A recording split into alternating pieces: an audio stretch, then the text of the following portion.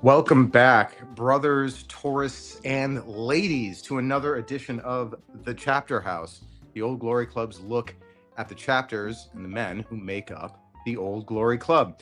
Now, I know last week, for our dear listener, you'll remember, because you definitely listened, that I said it was going to be the Iowa Dragoon Society on tonight, and they're not.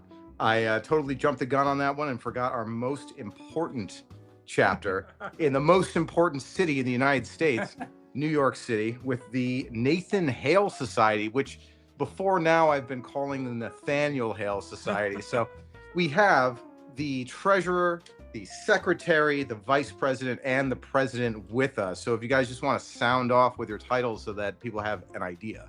Mr. Treasurer checking in. I'm the Mr. Secretary here. I'm Mr. President.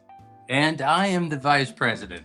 Beautiful. And you might notice that there's only one icon on screen with the little spinny equalizer thing. I don't even know what you call that. For the first time ever, the host is in with the chapter. So there's going to be a lot of firsts tonight. Guys, Nathan Hale, tell us about him. Tell us why you chose Nathan Hale to name the chapter after. Mr. Secretary. Well, I guess I've brought the name to the guys. I grew up here in New York City. I learned about Nathan Hale in class as much as you can get out of the Whig history. But I always found him very relatable, staying out in Long Island. I guess Nathan Hale, he was originally from Connecticut, but he came down. I came down to New York at the request of friend, mentor Benjamin Talmadge, to be part of the Culper Spy Ring, Washington Spies. And he came down here. He was requested by Benjamin. Eventually came down here. At his first mission into the city, he got captured. Less based. Yeah. And eventually hanged. Kind of served as a rallying cry to the nation very early days in the revolution. And still to this day, New York City's under occupied territory, and we're kind of staying out here on the island. At least I am a little bit. I mean, hopefully we don't need another martyr for things to go better in New York City. But speaking of martyrdom, we do have the first nominally Muslim mayor of the city. Yes. Now I know that there's always a lot of talk about what it means to have a Muslim mayor. How have you guys managed to survive the violence in the streets that is just nonstop? Well, it's not easy, fending off the hordes of Muslim invaders, but we managed somehow. Well, I mean, this is in the reality is that I would say that Mr. Z is as Muslim as Joe Biden was Roman Catholic. Yeah, I mean, Joe Biden, to be fair, did oversee the overturning of Roe v. Wade. So, Also, whether or not you want to attribute that to him. But I mean, we did see, well, this wasn't the first time this has happened, but it wasn't, a month into Mamdani's mayorship that we had somebody scream Allahu Akbar and throw some firebombs. So it's definitely it's definitely a watershed. Yes, and it was nice to hear Thomas shout us out. It's good, but no, he's been enacting a lot of policies that are definitely going to have some repercussions down the line. But as far as the day-to-day life in New York City goes, it's still same old, just the ever steady increasing drumbeat of all the migrants from everywhere. So, yeah, and I mean, he's the worst of both worlds. I mean, it's a Muslim, but also gay race communism. I mean, it's like De Blasio 2.0. If anyone was here long enough to live through that, it's just like, they don't want you to own a car. They're gonna make your life harder, your everyday life harder in every conceivable way they can, just in just the most miserable ways. Like they just repealed. They're gonna stop ticketing people that don't have a food license. So basically, all of a sudden, overnight, you just get these third world tents that pop up with just street food, and and no one's gonna police it because it's like, why not? And that's like, overnight this is the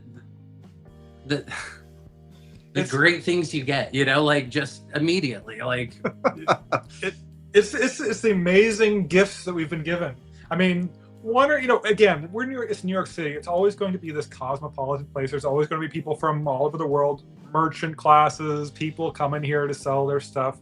But this is a whole other world. I mean, this is like, it's gone from being what you in the audience probably think of as New York City to being just like the ultra extreme super version of New York City overnight. Well, we were talking about this, those of you guys who were here during COVID and what happened. Like, literally, I mean, I've been coming to New York City for over a decade, and it's changed in that decade. So once the city hollowed out, people just started getting bussed in, right? Or flown in, literally. Both. Like all the way. And it's just completely changed the character in the past decade of the city. I mean, we've seen it happen in front of our eyes. You went from I was here during the pandemic, and you went from like cute white girls delivering your DoorDash food to people from, French speakers from Guinea, right? It's just. Yeah, I mean, I don't think I've ever had a white DoorDash driver. At least not in the city. I did. Before. There used to be hipsters delivering food, hipsters. like on fixed gears, and we would complain about that then, but now the Nigerian that just speaks no English whatsoever. Now that's what you get. Like, God, I would take the white hipster with a beard on a fixed gear any day now. It's just we went from just the melting pot to COVID, we went from that to District 9 overnight. Just e-bikes combusting with hordes of immigrants in hotels that were just subsidized by the government. It was just a nightmare. Or shutting down high schools to turn them into migrant centers. The pro education Democrats are always really good for that kind of thing.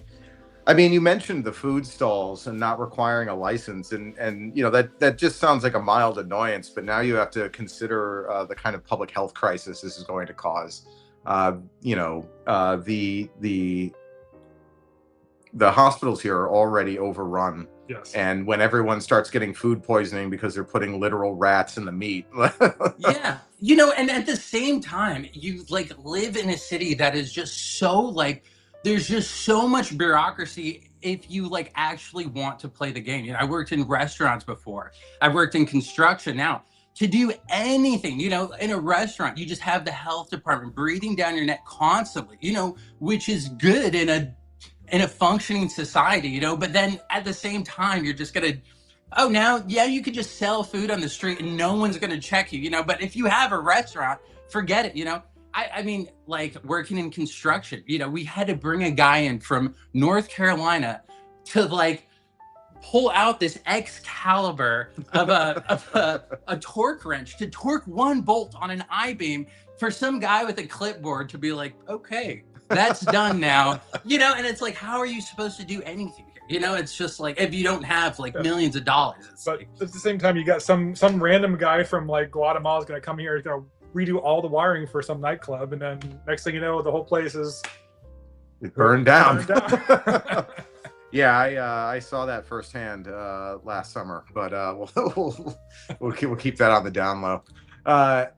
So what's it been like trying to put together a chapter here in the city? Because something that a lot of people don't really understand is that if you're white and in New York City, and I don't mean Jewish in New York City, I mean if you're white in New York City and you're a male, you're probably you're very far right. Yeah.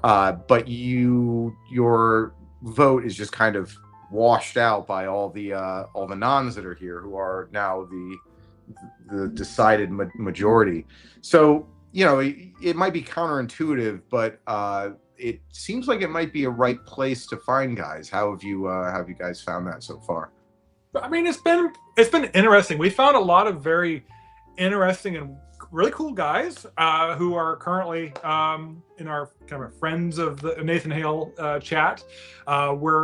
We've been going through the process in the last month or so. We're going through the process of interviewing people, getting prospects going. So it's been more promising than we expected.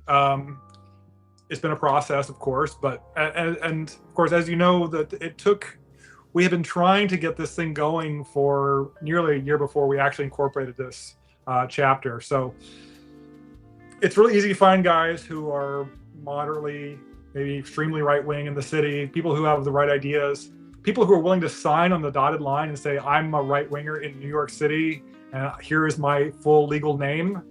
That was a little more difficult.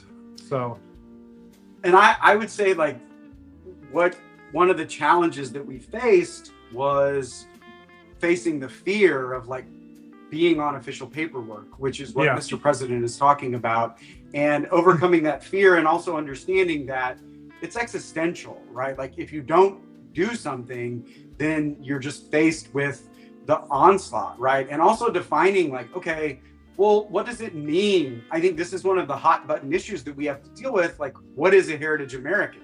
You know, what does that mean for us?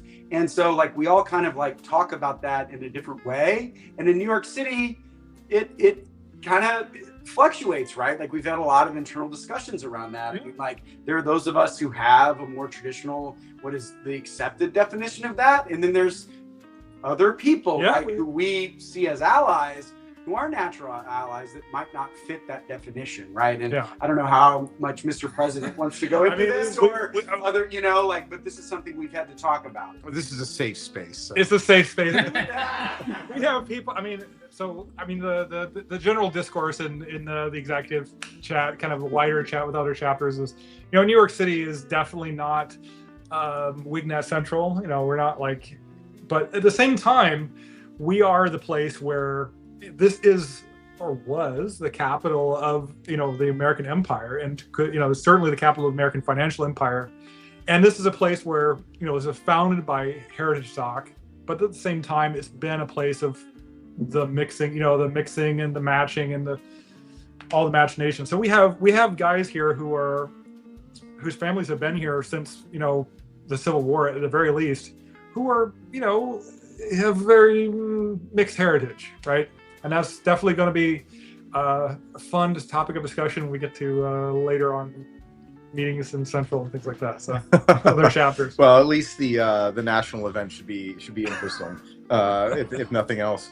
Now, something that, you know, we've noticed in Central is getting chapters in big cities is hard. Yeah. There's no Chicago chapter. There's no LA chapter.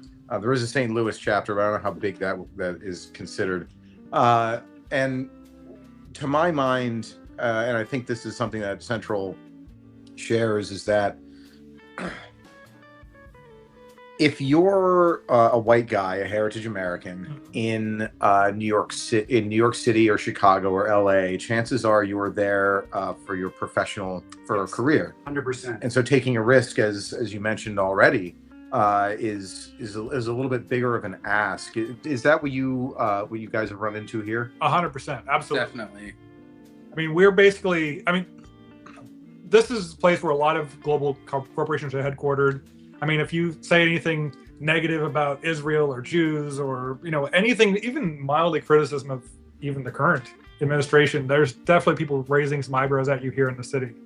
You can't live a normal life in a place like New York City, or, you know, any of these other big cities, and be out and, like, fly your freak flag, right? You can't be, like, wearing the color. I mean, Thomas is a notable exception, but you're not going to be walking into Whole Foods and, you know, getting your gourmet, you know, tofu or whatever, while you've got, you know, you're wearing the colors, right? It's just a thing. You have to kind of be on the down low. So if people at your work find out that you're associated with some of these, you know, like an organization like OGC or, you know, anything else, definitely questions are going to be asked in HR meetings and things like that. So it's definitely a risk. So. Yeah, and further, you know, you guys had talked about incorporation a little bit, and most of our listeners are going to be familiar with what happened to VDARE. Now, VDARE was incorporated in the 90s, and I think that was under Giuliani. So it was a hopeful time for New York City. Things were looking like they were on the up. Lo and behold, 20 years later, you've got it's Letitia James, right? Yeah. Like, I always want to say Letitia Jackson because of the Supreme Court justice. That's Jumanji. Oh yes, of course. I mean, she dresses like it, right? But VDARE came under attack by Letitia James because of their incorporation in the city. Now, you don't have to obviously tell us where you incorporated, but I imagine that definitely came into your thought process. Right. Yeah.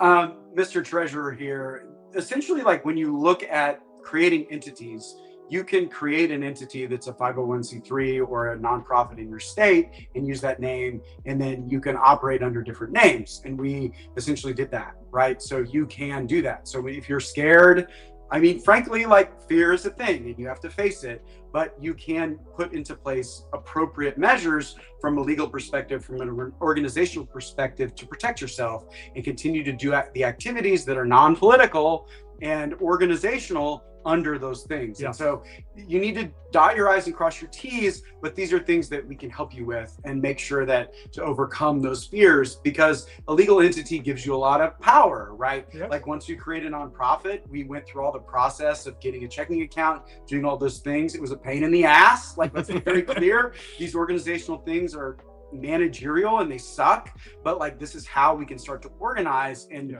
actually do things in the meat space versus just online, right? And I think that's a lot of our rallying cry, is in order to do things in the real world, you need these formations, and we're here to help you tackle them and to get over your fear and realize that that is probably the least of your worries in reality, because as a non-political organization, we can do those kinds of things.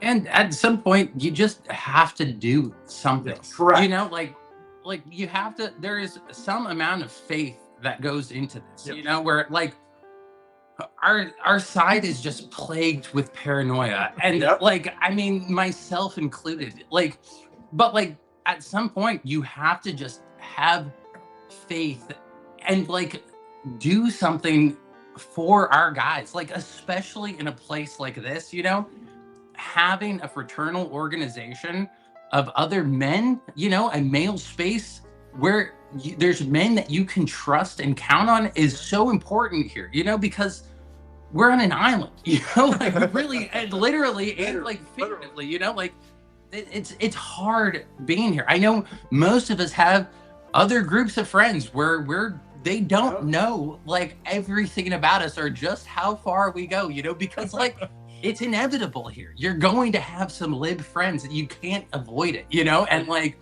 But we understand their perspective. Like, part of the thing is like the complaints that they have are similar to our complaints. Like, I think that it's insane, right, that we have like a situation to where criminal justice or like literal law and order issues are politicized. These should not be political questions. Like, and when I talk to my friends who might be of like a different political persuasion, and I think like the vocabulary for it is truly like, it is anarcho-tyranny, right? Like, you combine, that is what New York City is, right? But you start articulating it to your friends who might have a different political stripe, and they understand the core problem. And so essentially, if we can start facilitating those conversations with our friends and with other men who have our back, then we can move with less fear into like confronting those issues that we deal with every single day. I was going to say, I think like the COVID stuff made something more difficult and easier at the same time. It was conversations easier.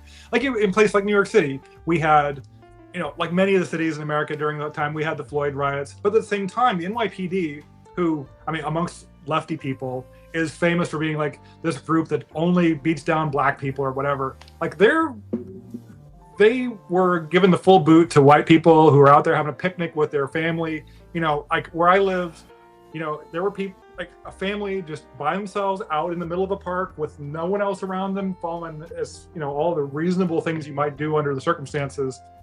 NYPD comes out and, you know, is harassing them. And that kind of stuff was going on in parallel with people burning down the, you know, businesses, throwing bricks through windows. literally the mayor's daughter going out and rioting people every night. And you point this out to people, no matter what their political persuasion is, they will understand. They may not fully get it. They're not going to be on our side entirely, but at least they get it. So you can have the conversation. You can't tell them about Francis Parker Yaki necessarily, but you can start that conversation. Eventually. Yeah. And it's like, it's not hard to imagine what would happen, because it did happen during COVID. We lived through it. Anybody that was here, that was anybody's worst nightmare. It was like, oh my God, this is how they're doing it. But I would have never expected this. Holy shit, And we lived it. It was the most. Here more than anywhere, I feel like. Maybe Australia was worse, but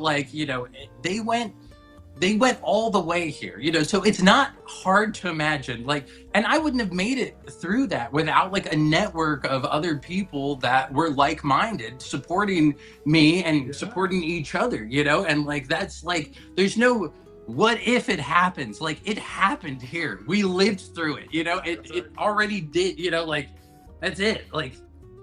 There's the case study, Yes. What do you do with that now? You form organizations. Yeah, you get together. You get things done. I mean, Mr. President, you mentioned that the lefty conception of the NYPD is that they only beat on minorities. I don't think in all my time here that I've seen a white NYPD officer outside of Grand Central Station. That's probably true. I mean, it's mostly Hispanic guys and black guys, depending on what part of the neighborhood you're in. But they have a well-earned reputation for maybe shading the law here and there. Well, yeah, I mean, they're a little bit old school, the Victorian Guard. Exactly. A little bit. They're.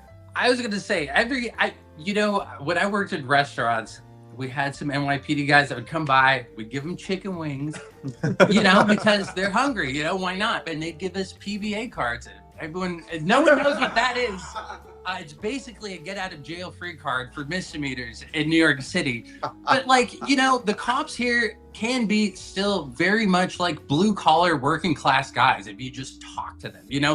I made friends with the cops in my neighborhood because who else is going to protect you, And exactly. they speak my language, we can tell racy jokes to each other and it's fine, They're the normal sort of people. I mean, they're normal sort of folks, right? I mean, Yes. they see the sort of things that we see, in the abstract. Occasionally, we'll see them in real life, but they see it every day, all the time, and they know.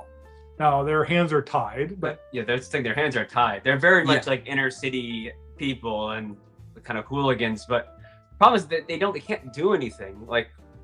Even though there was the big raids in Canal Street not that long ago that was viral on Twitter and all over the internet. And that's been going on for months, probably years.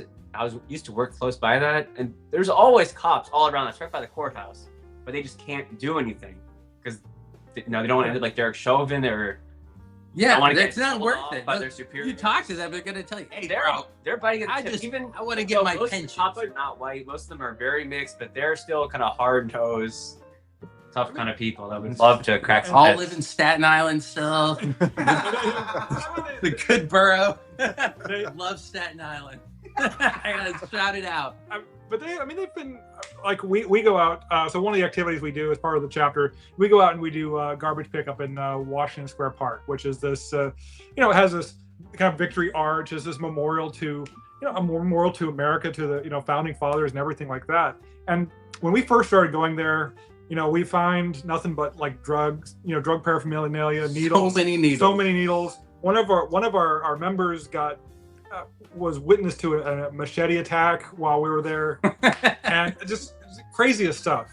And we found not only the needles, but we probably paid for as taxpayers, but also the Suboxone or the Narcan revive kit as well that we also paid for. Just and it's in a blue bag with an NYC logo on it. Oh yeah, it's all branded. And it's all branded from the city, Beautiful. the needles and the Narcan. But the thing is what is surprising is some of the guys didn't want to go pick up trash. Like there was pushback. Like when we were like, yo, why would you want to go pick up trash? But you don't understand, like fighting the entropy is literally what helps bring up your own morale. And we have strangers thanking us for picking up the trash. We don't say who we are. We don't do any of that. But like fighting the entropy is like what Nathan Hale Society is about in that tangible way. So if you want to be a part of us, it literally is show up, pick up trash, and do something. This is the underlying It's it. Yeah, do something. Yeah, do something. Get off the internet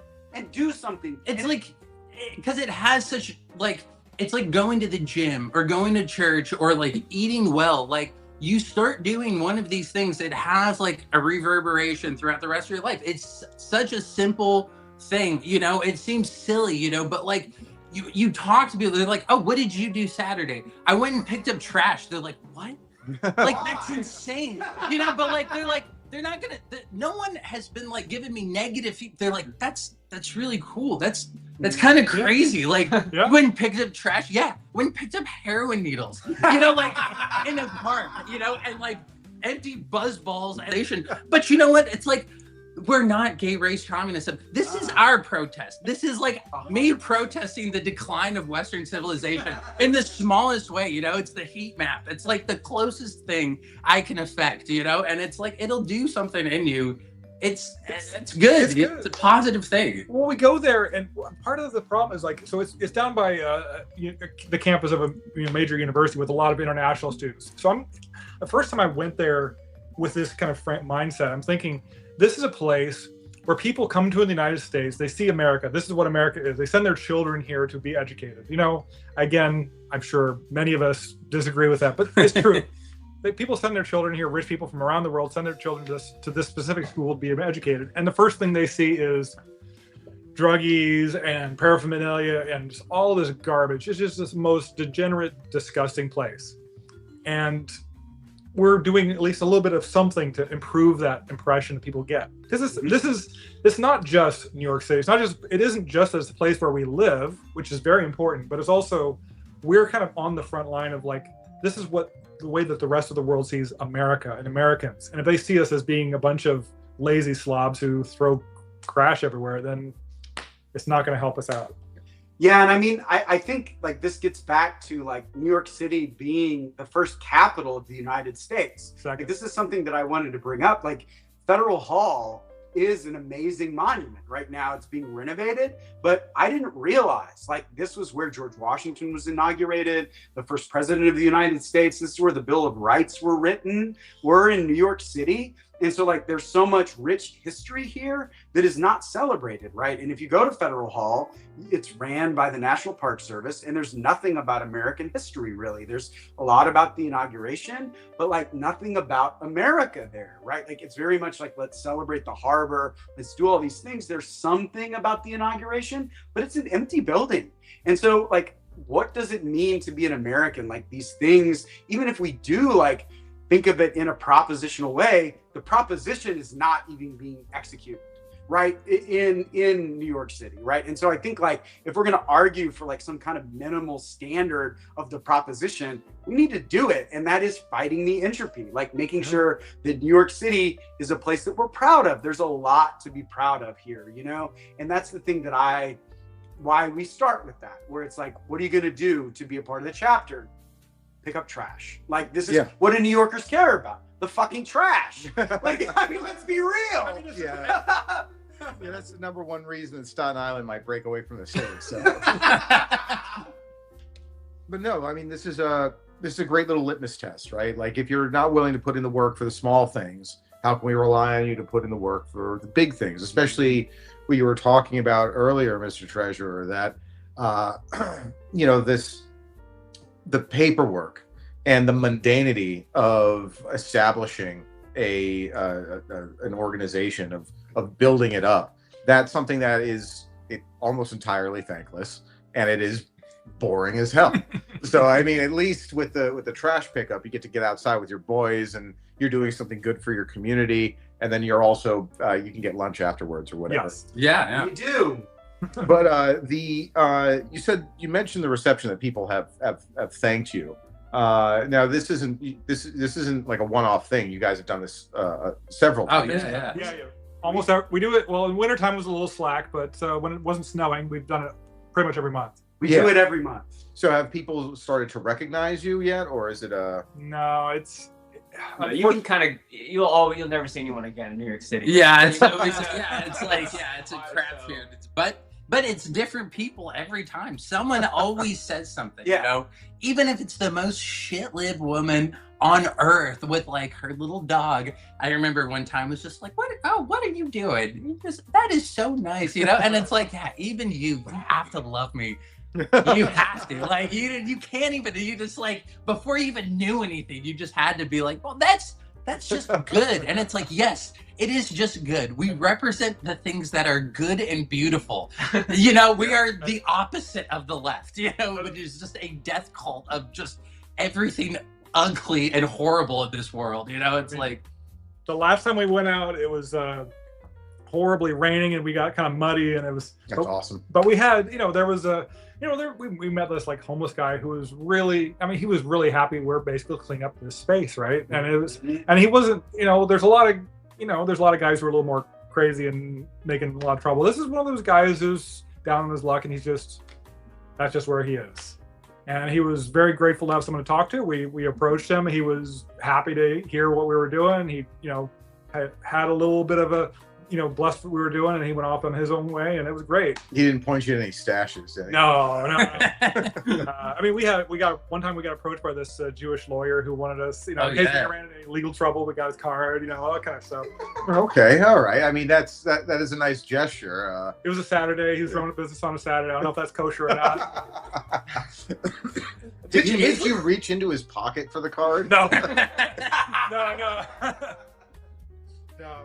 No, he handed it to me. But this is the first layer, right? So like community service stuff, serving our community is important, and that's the first layer. But the next layer is putting together a strategic plan. I think like that's the other step, right? So we start with like community service is like the baseline, coming to meetings, hanging out with us at our monthly meetings, picking up trash. And then now now that we're a formal chapter, we're still pretty young. Yeah. We're doing interviews, right? Like we're being very purposeful about our first cohort, making sure we got good guys that are coming in. And the next layer is like events. So we're starting to do that. So we're going to bring in authors from, other who are in the area, and then start hosting these events, which I think is important, and start doing those things. So not only are we doing community service, but then ideologically like getting our ideas out there, and then like what are the benefits of being a member. So like in New York City, a lot of people are like, hey, the people that I'm talking to, when I start talking to them about the club,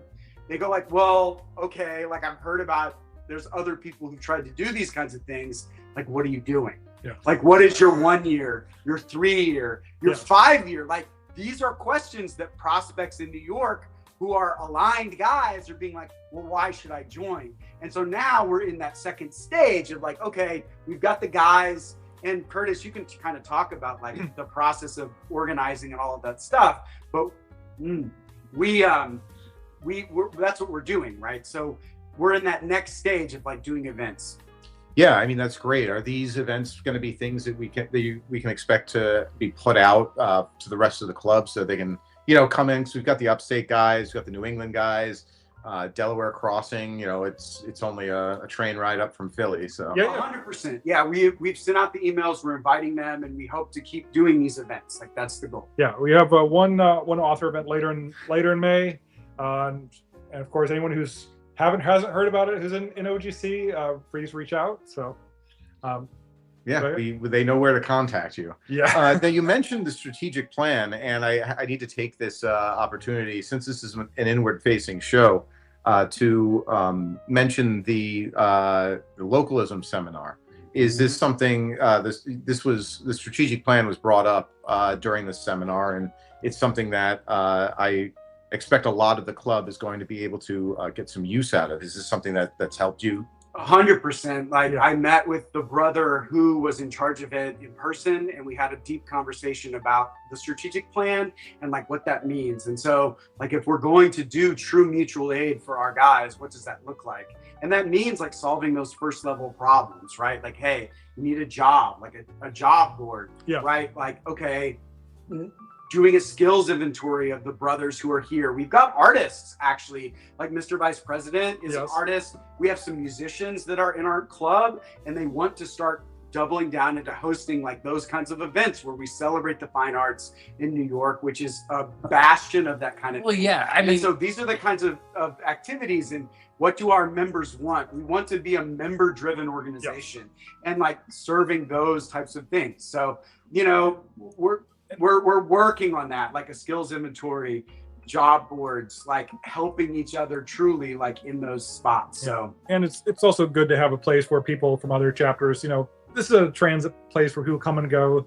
So anyone who comes in the city, reach out. yeah, please. Yeah, we want I to mean, help you. this is something that the left has like understood for a long time. You know, like you could go to any city and go to some leftist flop house or some anarchist bookstore and find like-minded people, you know, and like we want to provide that, you know, for like, because like New York is such a hub, you know, there's always going to be people coming through here. Like we want to provide like, you know, that support for anybody that might be passing through, you know, that like we want to help our guys, you know, and especially in like a place here where it is like mostly hostile to people with our ideas. You know, it is like most important that we create some place, you know, we create some culture here. This is a cultural hub of the world as well, you know, and it's like we would just be wasting that if we didn't do something with that. You know, it's like the left has had a death grip on culture for so long, you know, and like here we are in this unique position to like offer that, you know, to be in this place and to use the resources of this being in this, you know, location to like actually build something counter to that, you know, through those same like through that same mentality, you know, but just like without all of the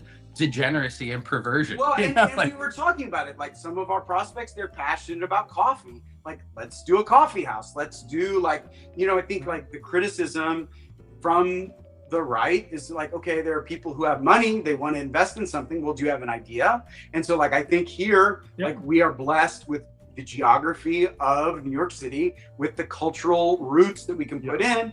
Well, let's do like a dissonant coffee house that are staffed by our guys, where we can have that kind of a space. Like it's wish casting. But at this point, like what's stopping us? We can just do things, right? So this is something that we're talking about doing for our guys, is like putting together that kind of a place in New York, right? Like that's totally doable. So providing those kinds of alternatives, and like that's part of the strategic planning. It's like, okay, we can do this, right? We've just got to find the right people and make it happen. Yeah, I'm glad to hear you talk about the artists that you have in the club. And for the listener and for those present right now, there is an artist guild. So I hope that all of our members can join in. And if, dear listener, you are not yet a part of the artist guild, though you are an artist or a musician, contact your officers. They can get you to where you need to be. But one of the things that has been lamented for a long time, to such an extent that I'm sick of hearing it, is that the right wing needs art. And while this is true, it can't be something that is forced. It kind of needs to grow organically, and you need to be in the places where it can grow organically. You need to be you know, in New York City. You need to be in, I mean, even Chicago, someplace that can serve as a cultural hub. But before all of that can get done, you need a group of people, like you were saying, that can support this thing locally.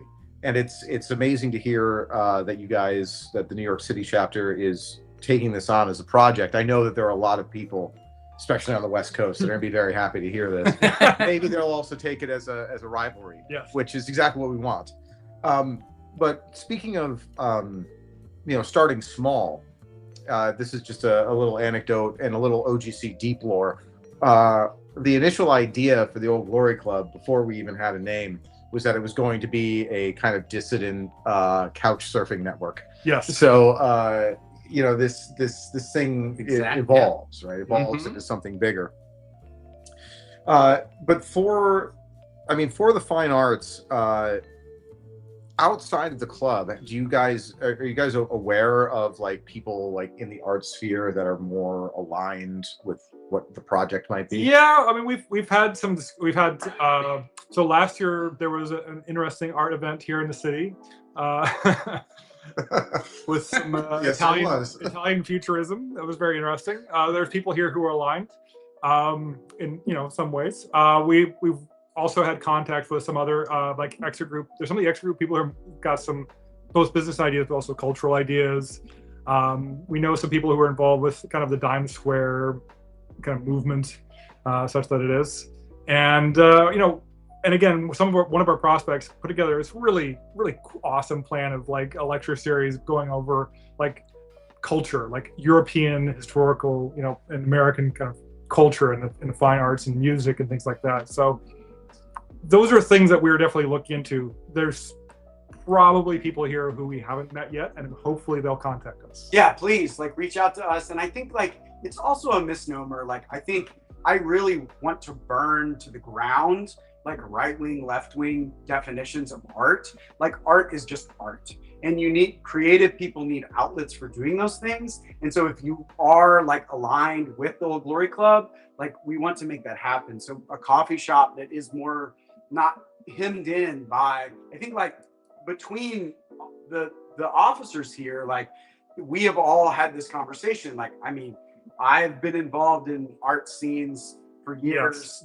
Yes. Yes. Mr. Vice President is an artist. Like I'm a writer and I've done theater arts. Like we are very much like part of the reason why we are in New York is because we came here, like, Mr. President, I think has done music. Yeah. So you're looking at like a group of folks who are, love the arts and want to support them. Yes, absolutely. And so like we want to create that, I hate to use the language of the left, but a safe place, right? For artists to be weird and to push boundaries that exist because the regime controlled arts scene is bad. Like it isn't doing good artistic work. Yeah. And so like artists need to push against the pricks. They need to press against those boundaries. So, and if you're doing creative work that you're truly creating something new and beautiful and generative, then you are at least some degree on the right. You're not a leftist if you're creating something that's beautiful and generative and wholesome and full of life and life fulfilling. So there's many people who are sort of in the art scene who kind of are just hangers on, but they've somehow managed to acquire a lot of money or some purchase on the scene. I mean, I don't know, Mr. Treasurer, you've seen this more than I have, but there's plenty of people who are kind of peripheral to the art scene who are involved in all these bizarre leftist degenerate movements who they've promoted something that they call artwork that is just absolutely obscene, and not obscene in the way that's simply pornographic or simply offensive to the eyes, but just obscene in a more demonic sort of way. Yes. And they don't make anything. They just, there's I can't remember the name of a very famous YouTuber who makes hundreds of thousands of dollars a year to produce one YouTube video a year. There's a lot of artists of that nature. Counterpoint. Oh, yes. Yeah, Dave the Distributist's favorite he/she. Yes. There's a lot of people like that, maybe less lucrative ventures, but there's a lot of people like that in the art scene. And if you're against that, even if you're not, okay, maybe you didn't vote for Donald Trump, whatever, that's fine. But if you're making something that is beautiful, we're here for you. We're here to support that. And we don't care about that. Like that part of the whole thing is like, we're not interested like red team, blue team. Like we're beyond that. We're not interested in that kind of politics. Like we have no power. We're not interested in that. Like that doesn't move the needle in New York, in the city, right? Like we don't, if we even try to do anything that's like that, it won't happen, right? So we operate in the true edges of that type of movement. So people who are, like, I think like a lot of people have asked, like, is it Republican or Democrat? It's like, no, we're not doing that. That's not what at least Nathan Hale Society is interested in. It truly is like, hey, how can we help our brothers make your lives better over and above the political? And like, I can say it till I'm blue in the face, but that's true. Like, politics is a distraction from helping our brothers live better lives. And if we can do that, then we've truly like succeeded as a chapter. Like, that is why the strategic planning and helping our brothers be successful in their lives, right? Like, that is the bottom line for us. And I can say it till I'm blue in the face. We actually have to do it now. Yeah. And that's where we're at. The rubber meets the road. Yeah. Let's do it, right? Yeah, this is a really good point. When you're in a large city, especially one as captured as New York City is, the phrase machine politics isn't one that you hear very often anymore, but that's pretty much what it is. It operates with an expected series of inputs, and then the machine churns out whatever it is that the city I don't would you say aldermen, with the people who actually control the city want. Which is why, like, one of the reasons why the Mamdani thing is so farcical, because he's not in control of anything. No. Right? Yeah, not at all. The city council has far more power than the mayor. The governor of New York has far more power, which was our previous mayor was a total joke, and he made a slight untoward movement towards the governor, and suddenly he's out. Right. So it's true. The finances of New York City is not on itself a solvent sort of place. It relies very heavily on the state. The state government controls this place. The day-to-day street politics, more like city council, some of the local aldermen, very hyper-local politics, neighborhood politics, and a lot of that politics of graft, of like, if you're in the party, you know a guy who knows a guy, you can kind of grease the wheels here and there. It's literally bankrupt, right? Like, Donnie has to kiss the ring of Kathy Hochul, right? Like, that's straight up what is happening. So, and like, you can take a lesson from the Hasidic Jews here. We're like, I'll give an example, okay? So I was riding my motorcycle home from work one day, okay? Through Hasidic Williamsburg, all right? And it's the classic thing where a car tries to make a left-hand turn. It's like the most common motorcycle accident. So I hit him head on, totally his fault, right? I go down, I'm like, what the fuck? I get up, assess myself. I'm like, okay, I'm okay. Check my bike. Everything's fine. The one of the foot pegs is bent and the mirror's broken. And I'm like, all right. Before I can even like assess the situation, the minivan that hit me has vanished. The Hasid is standing in front of me, and there's a crowd of Hasids around me. And I'm like, dude, what the fuck? And he's like, well, you were speeding, my friend. And I'm like, what? I'm like, dude, you hit me. He's just like, well, everyone here saw that you were speeding, and, it was kind of your fault. And I'm like, look, could you just give me $30 for the mirror? Like, that's all I want. Like, I'm assessing the situation. I'm lowballing here because I know where I'm at, okay? And he looks at me, he's just like, well, everyone around here saw you speeding, and we can call the police. And I'm about to explode, but I know where I'm at. I know that, like, he's got this place. They got each other's backs to the end. They all saw me speeding, even if I wasn't speeding. I'm never getting that $30. I have to swallow my pride and just drive away with a broken mirror and a bent foot peg and just be glad. And, the crazy thing was, like, it wasn't even over after that. I'm just like, you know what? Fuck you. Fine. Like, I'm going home. He's just like, you should actually go buy a lottery ticket right now because you're very lucky. I'm like, great. The guy's doing a comedy routine on me now in front of all of his guys. And they're just, and I'm like, I'm out of here. Like, before I do something that I regret for the rest of my life, goodbye. You won. You have completely conquered this area. And you know what? Like, take a lesson from them. Build communities that strong. What it is just, it doesn't even matter. The law, nothing else matters, like, except for what they saw. They saw me speeding. So I was speeding. Then nothing else matters, like, so, you know? Yeah, I mean, not everyone can say that they have experienced an ordeal of civility firsthand. So that is definitely one for the history books. But this is a really good point, because as you identified, that the machine politics is one of those things where, you know, it might not be worth trying to get into unless you have some very powerful, very moneyed backers, which we do not yet have. No. So what's the alternative here? Exactly as Mr. Vice President put it, you build the community, you build the network of brothers, because when a punctuated crisis happens and you're not able to rely on the city or the city's services, you have to rely on each other. Mm-hmm. And as you know, as the Nathan Hale Society matures and grows, that's going to be a more powerful thing to call upon. And you know, you've said it before, anarcho-tyranny is the order of the day in many of our large cities, but most especially in New York City.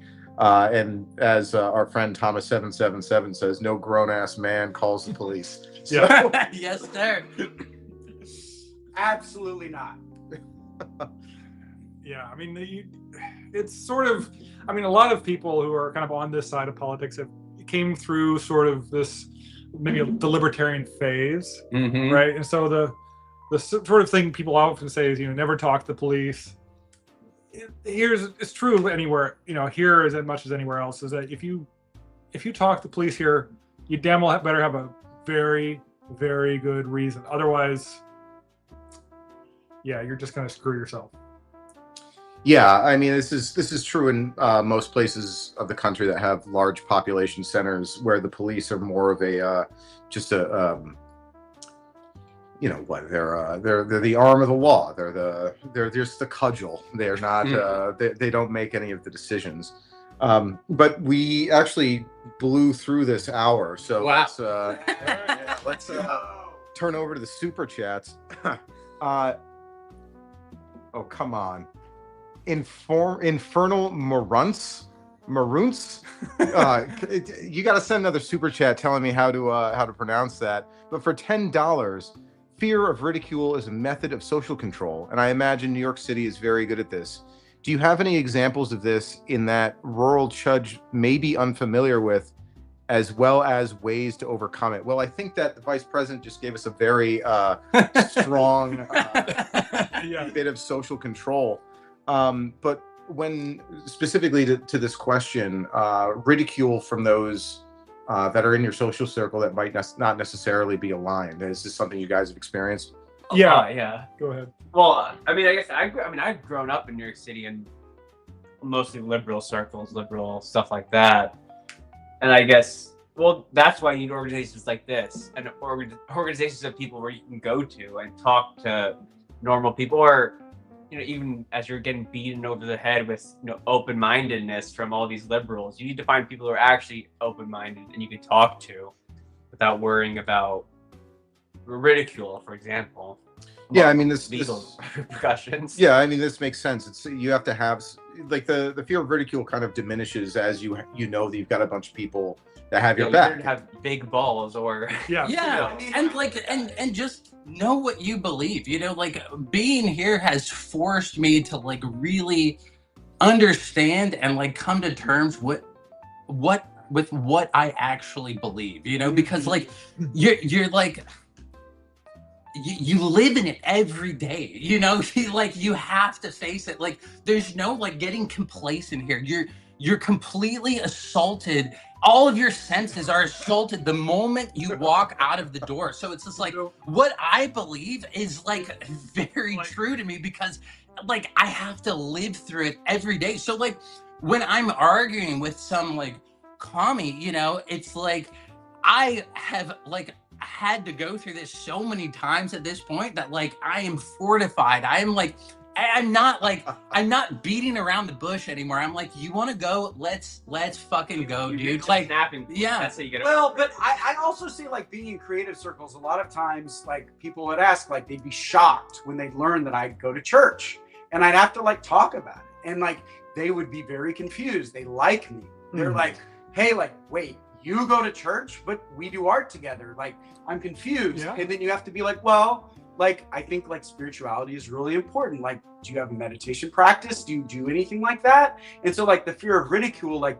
but it is true. Like, I think those of us who have had to go through like a libertarian phase, it's like, that was how we coped with the ridicule. Yeah. It's like we were libertarians because that was acceptable. Mhm. But then when you realize that like they're never going to leave you alone, then that's when you're like, no, I believe in God. Like, I think that like we have to go back and like go to church and like actually have like a framework for what we believe and challenge them. It's like, okay, you don't have anything? Well, I go to church so that I can connect to the divine. Yes. Yeah. Right. So I can You have feel to fortify something. yourself. Yeah. So the fear of ridicule is there, but those people that you talk to, like, you have to like on some level like challenge them in a way that is respectful and also like recognizes their life, right? Like, And in some way, you're also the witness for like your point of view, right? Yes. If you're fearful of stating, then perhaps you don't truly believe what you say you believe. yeah, But in a place like this, you have to be bold, and you have to choose. And you could just be a shitlab. You don't have to. You can just go along, get along. It's fine. It's easier. It's easy. Yeah. it is. But if you truly believe something, then you have to live that. And in a place like this, it affects your life, but you just have to. And if you can do it confidently and boldly, people, not everyone, maybe not most people, but some people will see that and they'll Respect it. Yeah. There's respect. Exactly. I've told our guys before, it's just like, you don't get to bitch unless you're doing something. Yep. Like, I don't want to hear it unless you're out there doing something. Like, it doesn't, anything, just do something. Because just sitting there and bitching is just like, what is Death. It's spiritually leftist, you know? Like, you're spiritually a leftist. Like, go do something, anything, just anything at all, you know? Yeah. Like, just do something. Yeah, take a risk. Yeah. hell, have a barbecue with your friends. Yeah. Yeah. Get them off the internet. It's that easy. Just the simplest thing. Small things build. I mean, in a different context, I think it's apropos to what you all were saying about, like, you know, the fear, is that Christopher Hitchens talks about in his memoir.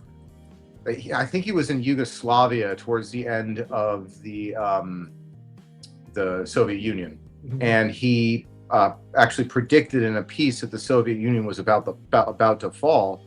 And the reason that he was able to see this is that when he was arrested for agitating in some manner, and when he was in lockup, he noticed that none of the young people were afraid of the police in the way that their parents still were. Yeah. And so once this fear leaves you, you can pretty much do anything. You can just do it. Yeah. Yep. I mean, I've noticed this myself. I mean, as a middle-aged man, I still have some fear of losing a job and things like that.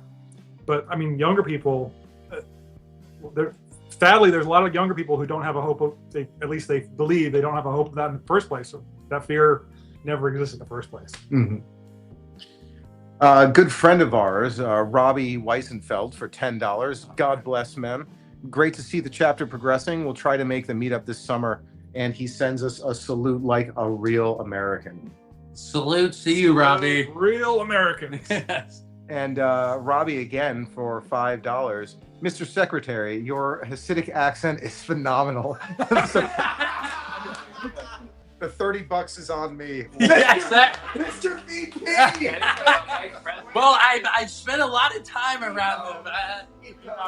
At least 17 years right now. Yeah. You know, there was a book, you know, it was Every Goy's Guide to Yiddish. You know, it had the assertion that everyone who lives in New York City is a little bit Jewish. Right. Even the black people, even the Schwarzes are Jewish. Yeah. And I don't like that as a New Yorker. I think like the funniest thing is like, hey, if you live in New York City, you're more Jewish than any Jew that lives in the rest of America. And I don't know how I feel about that, but there's some truth. I mean, dude, I love smoked fish. I can't deny it. It's delicious. Yeah, a bagel with lox. Yeah. It's the spot. All right, guys. So we're doing the thing where unsolicited advice to your brothers. Anything that you can think of. Be bold. Like, look, no one knows when the event, the thing that the trigger, the end of everything that you're expecting. No one knows when that's going to happen. It could happen tomorrow. It could be happening right now. It may happen beyond your lifetime. In the meantime, you need to prepare, and you need to find friends, and you need to find brothers with whom you can break bread with. You can do real things in real life, form real friendships, cry, laugh, fight, whatever. Get out there and do it. Yeah. Have faith, just like, don't be a paranoid schizophrenic, like it's hell, you're feeding demons by like existing in that headspace, just like go out and do it. Just do it. Like just anything to make yourself a better man in this world. And it will transcend throughout everything in your life. It's that easy, just change yourself, make yourself better, and that's it, I guess what Mr. Vice President said, have faith, don't fear the ridicule. I mean, we don't have much else to lose. It's not going to get any better for young men, especially young white men. There's not much to fear at this point. I mean, there's a lot to fear, but there's a lot to gain too. There's not much to gain by being afraid. I would say, like, there is no place to hide. Like, I think that, my life has been in the center part of the country, and they're still coming for you. So, like, you can't hide. It's the same types of trends are coming, and the only way that you can fight it isn't money. Like, the most valuable currency you have is relationships, and you have to get away from atomistic individualism and realize that you are your relationships. Who am I to my mother?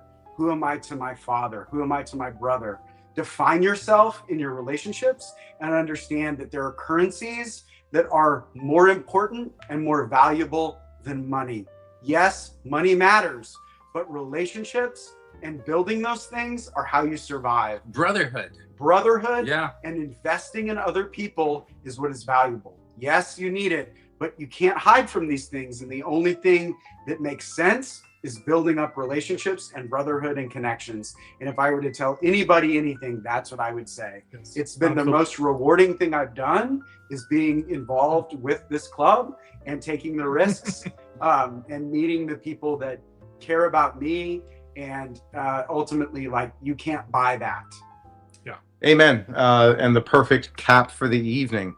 Thank you, Nathan Hale Society, for joining us on this episode of The Chapter House. Be sure to join us every Thursday, 8 p.m.